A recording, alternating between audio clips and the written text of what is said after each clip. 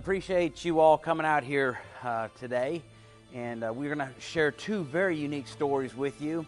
I'm so happy that you are going to get an opportunity to hear not only my story, but to hear Eric Krug's story. He is absolutely one of the most inspirational people I've ever met. We are here to talk to you about alcohol awareness and the dangers of drinking and driving and choices and consequences. And believe me, that applies to everybody's life. Well, you see up here, I spent 3,117 days in a cell just like this because of the choice I made.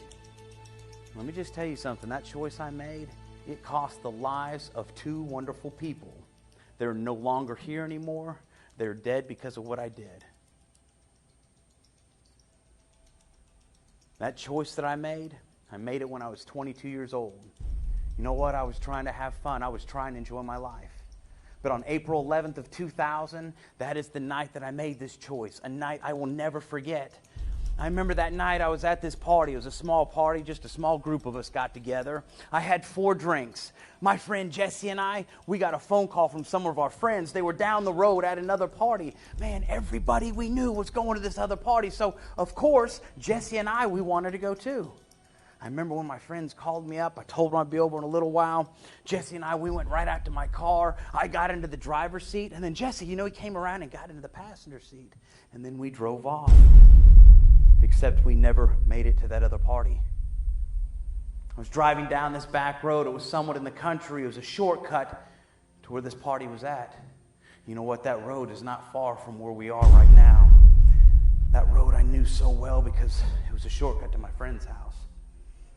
And as I was driving down this road, I had my radio up, and Jesse and I, we were cutting up and laughing, and I was starting to get into a hurry to get to this other party, so I start flying down the road.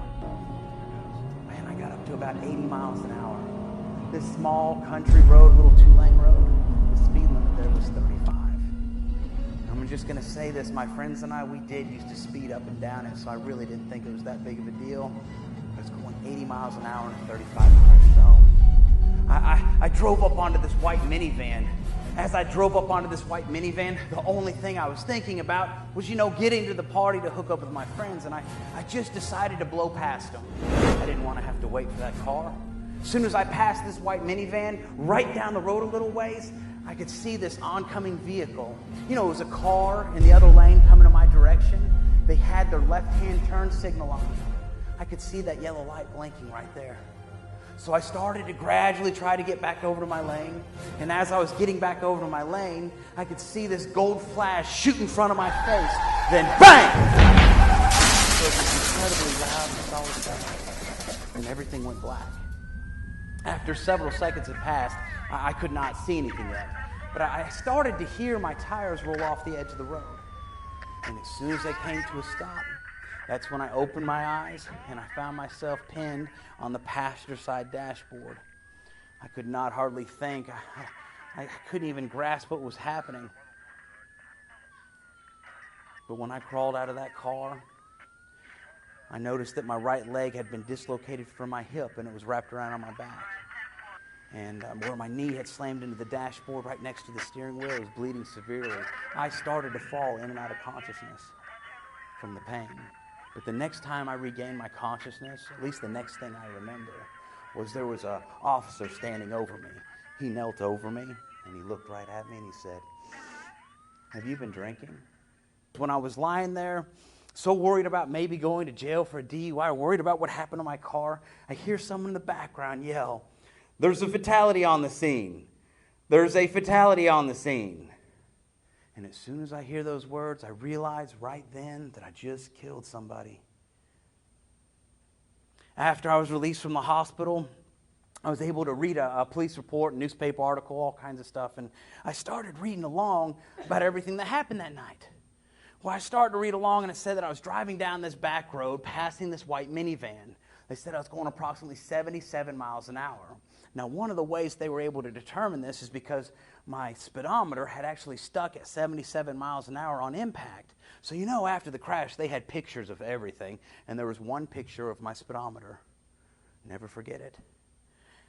And I kept on reading, and it said that when I passed the white minivan, and as I tried to get back over to my lane, The oncoming vehicle, you know, the one with the left-hand turn signal on, it was a big four-door sedan. Well, they tried to make a left-hand turn into a driveway on this country road. As soon as they made that turn, I was going too fast. I'd been drinking. I wasn't paying attention. And there was no way that I could stop. And I plowed right into the rear passenger door, completely cutting their car in half, leaving the front half of the car right there in the driveway, and then the back half was ripped off that vehicle and dragged another 100 feet down the road. Thinking back on it now, yes, I was definitely drunk, but then I felt like I just had a buzz, thought it was no big deal. I climbed into my car, and I killed somebody's grandparents. There's nothing that can ever change that. After this horrible year was over with, it was on April 10th, 2001. That was the day I had to go to court. You know, the judge, he read the sentence off to me, and then he gave me one moment to speak. But you know, it didn't matter what I said. I could never change what I did. And when I was finished, they came and the deputies handcuffed me and they escorted me out. And to me, that was my last moment of complete freedom. Well, sure enough, I was being sent to this prison. And I remember the day we left, we were all shackled up together on this bus, and we start heading towards Jackson. And when we pull up to Jackson, there's so much razor wire on the fence, it's like you can hardly see through it. They have guard towers placed all the way around it. You know, this is a maximum security prison. This is where they house all the death row inmates. I mean, this is where 2,000 people are that have committed every crime you can think of. Sometimes your consequences can be way different than what you could even ever imagine. I share that with you so you understand how important it is to make the right choices, to make sure other people make the right choices, to make sure your friends make the right choices. Because if you don't, you endure regret for the rest of your life. This is Eric, and Eric Krug has become one of the most inspirational people I've ever met. Hello.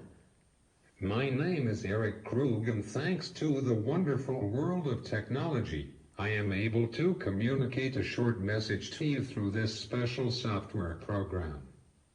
I would prefer to deliver my own message to you today, but these injuries from a DUI car crash 15 years ago prevent me from speaking and doing many other things.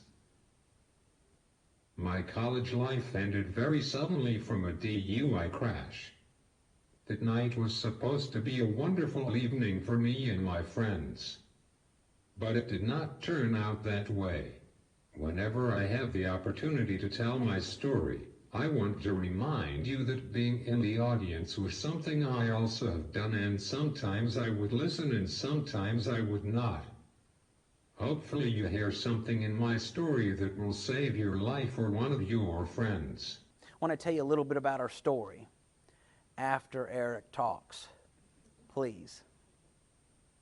I was kinda on a date when my wreck happened. You were kind of on a date when your wreck happened. That's right. You got to understand, we are reminding each other every day of a bad event that happened in our life, but we are also there to help each other. So I'm here to help Eric tell his story to you today. He went to Brookwood High School. He did play football and baseball there. He was a very gifted athlete, right? Yeah, you're pretty gifted. I think his big dream, though, was to continue playing baseball. And when he graduated, he was offered a scholarship over at Oglethorpe University. So his dream was coming true. Man, when he got to Oglethorpe, he had a great career over there. He did wonderful. And then came around his junior year. His junior year is when he turned 21. Well, that year, he was voted the most valuable defensive player, and he made all conference. I mean, he was doing really good with his athletic skills, and he was also very, very smart. That night came his 21st birthday. That was on April 11th of 97. He first had a baseball game to go to. It's over at West Georgia. So their plan was they were going to go to the game, and then after that, they were all going to get together and go out and celebrate his birthday. Okay, at 12 o'clock, Eric turns 21. We're going out to party. Well, they were going to go because Oglethorpe's centered around Atlanta. They were going to go downtown to Buckhead because there used to be a bunch of bars there, and everyone went there. And so that's where they all went. The rule of thumb that they all had with each other is that they needed to take a taxi home. Eric's sister literally walked Eric and his girlfriend out to the taxi cab and put them in. You know, Eric had been drinking. He was highly intoxicated by the end of his night. His 21st birthday. And it was time to go. Well, there was one group of Eric's friends that decided not to take a taxi. So Eric and his girlfriend get out of the taxi and they jump in with their friends. And the girl driving the car, you know, she's typical scenario. She had the least amount to drink, but she was just as drunk as everyone else. She gets in the car and she drives down the road, and then she makes it all the way back to the college campus. They let her in through security. She just drives around the corner. Well, let me just tell you, I don't know what it was then, but now the speed limit's like 15 miles an hour. So it's a small campus, small roads. She takes off down the road, and she's going about 35, 45 miles an hour, which is fast for this little road. She comes around a corner, and she loses control, and she slides into some trees. And when she hit these trees, it was with enough force that Eric's best friend, Tim, he was in the back seat. He was the only one not wearing a seatbelt, and he was projected all the way into the front dash with his head. When he hit that head first, his head split open. Remember recently we met the resident assistant that was there, an RA. The girl told us that her job was to hold Tim's head shut. Tim made it to the hospital, but later on, Tim, he did die. Eric, he was in the passenger seat. He had the window down. It was April. It was a nice night out. He had his right hand hanging out the door. You know, they're ready to get back. I'm telling you, when this crash happened, they were about 300 yards from the college dormitory. You could see it. And he had his right hand out the window. And when they slid into those trees and they went into some other trees, right when they hit those trees, it grabbed his right arm. Show him real quick, Eric. Grabbed his right arm and severed it from the elbow right there. Ripped it right off. And you know what? They wanted to amputate it. They wanted to be done with it, but they actually were able to repair it. But they couldn't repair it completely. But at least he didn't lose his arm. But now, show him real quick, his arm doesn't work the same. His hand almost stays shut. He has to work very hard to get it to open. He still wears a brace every night he goes to sleep. And his tendons, what they've done is they've just completely tightened up on him. But he can still use it to hold things. But he'll never be able to throw a baseball again. His arm's not going to work like that. And I know that his family and many others wish that that was like the worst part about it. But, you know, it's not. It's very obvious. You see, Eric, when they hit that tree, his head hit the tree too. His head hit the tree between 35 and 45 miles an hour. His brain swelled up. It damaged every lobe on his brain. He went into a coma. And he was in that coma pretty much for over a year. You see, Eric was suffering from traumatic brain injury. He almost died.